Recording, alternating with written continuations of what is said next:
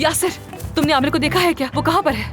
ये देखना क्या होता है? दिल की आंख से देखा या अपनी जाती आंख से देखा? मानूर, क्या आप सिर्फ भेस बदलना ही इसका हाल है? ये कैसा होलिया बनाया तुम? वो कौन है? मैं तो सुर्ख टोपी वाली भीतर हूँ। बेहतर लग रही हूँ ना?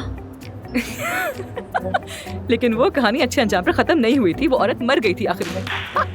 चख लेती हूँ जाने मन। हाँ, हाँ, भी पियो ना। चख लेती हूँ, वो भी तुम्हारे लिए। ओह, क्या? ओ, इस पर तो कुर्बान जाऊं मैं। शायद गर्मी से तंग आ गई हो। नहीं, मैं बिल्कुल ठीक हूँ, बहुत अच्छी हूँ। यहाँ तो बहुत ठंडक है, बल्कि सच कहूँ तो मुझे तो सर्दी लग रही है। अच्छा खैर, अगर तुम सिंपोजियम के बाद फ्री हो तो क्या हम लोग बात कर सकते हैं? जरूर। क्या बाप बेटे में सुलह हो गई? कुछ ना कुछ तो है मानूर। आमिर भी कुछ अजीब सा लग रहा है। मुझे भी। मैं एक सर्जन और एडमिनिस्ट्रेटर के तौर पर अपने तमाम ओहदों से इस्तीफा दे रहा हूँ।